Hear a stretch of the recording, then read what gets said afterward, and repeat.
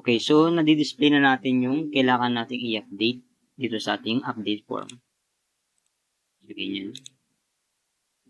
Ngayon, kapag sinabit dapat natin ito, dapat mag-update siya sa database.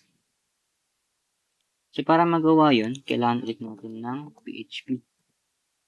So, mag-open tayo ng PHP dito. Yung closing niya.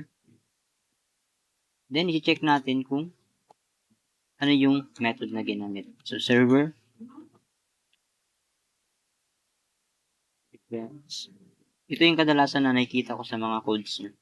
Hindi ko alam kung gets ito, pero ang check niya lang is kung ano yung method na ginamit. So, dito i-check natin kung post. Kasi, post yung method na ginamit na dito sa form. Okay? May dollar sign yun. Okay. And sunod, i-check natin kung yung submit button ba, or let's say ito yung update button.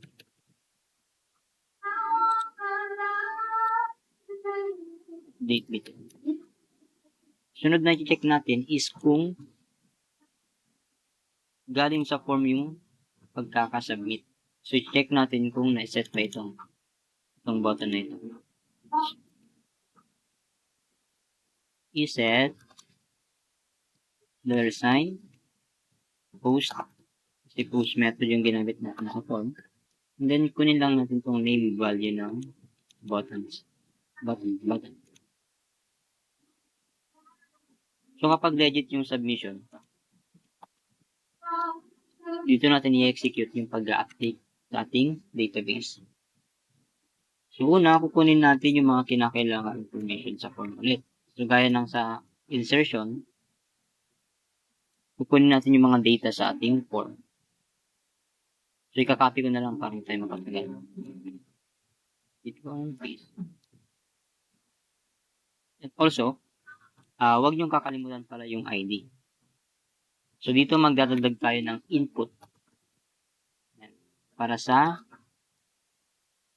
ID. Okay. Tama. UID. So, ang value nito is kung ano yung gusto nating i-update. Since dito, meron na tayong nakuhang ID. So, ito na yun.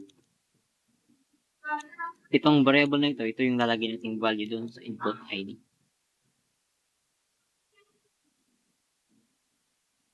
Okay, kung natin yan. Ngayon, para lang may pakita, i-reload natin kung ano. Itong update form.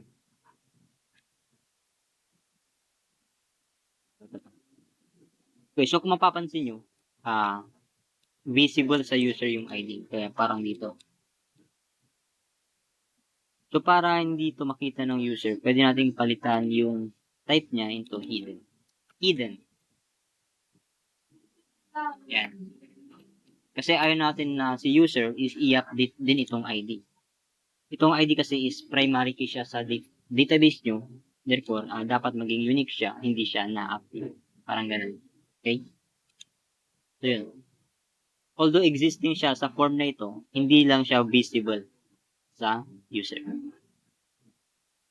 So, programmatically, pwede natin siyang kunin. Kasi, andun pa rin siya ng method.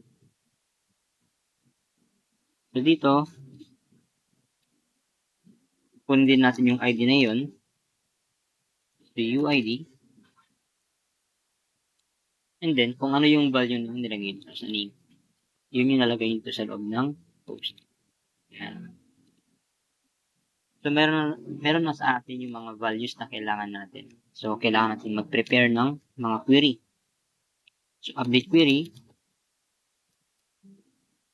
equals to connection. Yung connection natin sa ating database.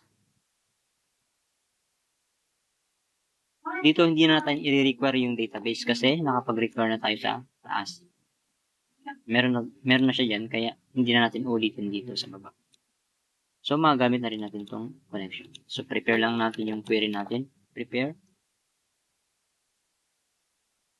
Since update tayo, ang syntax ng update sa SQL is update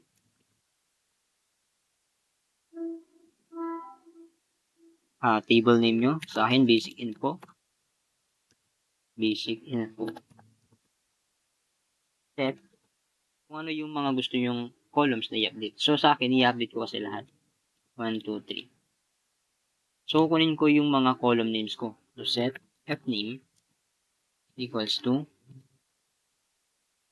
baba ko na lang para makita nyo. Yan. So, fname. Sunod na i-update ko yung mname. So, question mark na lang muna ang gagamitin ko. Kasi ibabind na lang natin siya mamaya. Then, name.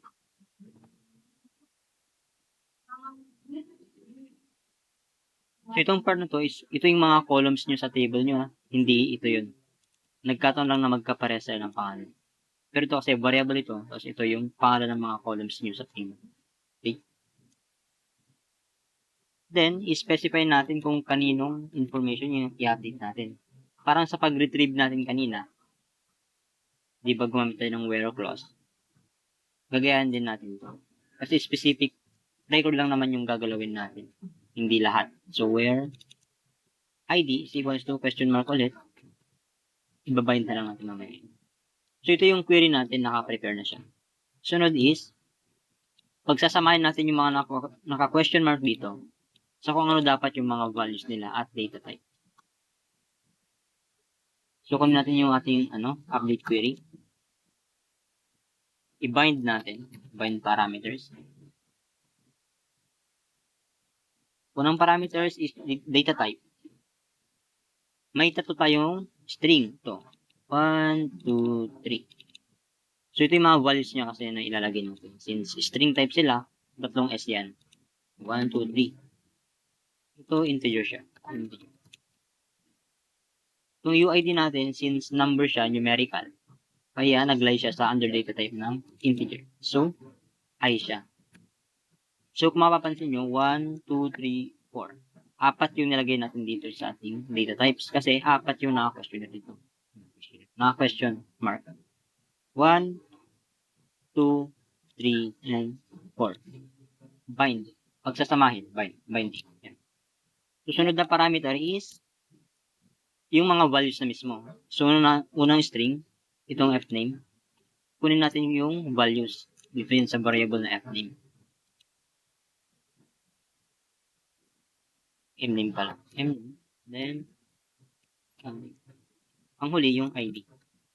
UID. Okay? So, na-bind na natin siya. Ang susunod na gagawin is i-execute natin siya. Update query. Execute. Kumbaga, i-run na natin yung buong query. Ito i-store natin siya sa isang variable para may check natin kung talagang nag-execute. Okay. So, ito yung pwede nating ilagay sa condition natin para ma-check talaga kung nag-successful execute yung ating query. So, if execute, then executed. So, kapag nag-execute yung ating update, gusto natin na bumalik doon sa display. Halimbawa dito, kapag halimbawa sinubmit ko to and okay naman yung pagkaka-submit, okay yung pagkaka-update, walang problema. Gusto natin siyang ibalik doon sa display. Hindi lang dito na mag-display ng echo successful. Gusto natin siyang ibalik mismo doon sa display. So, para mangyari yun, kailangan natin the header. Header. And then, double quote, location, colon, then kung saan nyo siya gustong dalhin. So, display.php.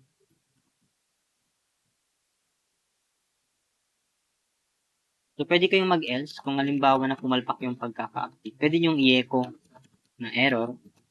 Tapos, alamin kung ano yung error na encounter, bakit nag-error. Concatenate lang natin. Then,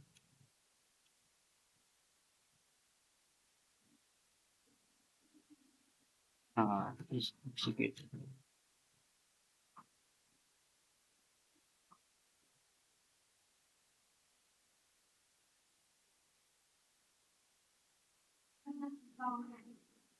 Dito pala kukunin natin yung mismong query. Then, yung error yun.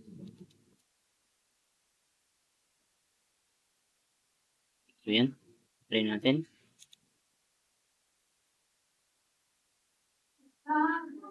So, ito i-update natin ito ng magandang information. So, try natin yung pangalan.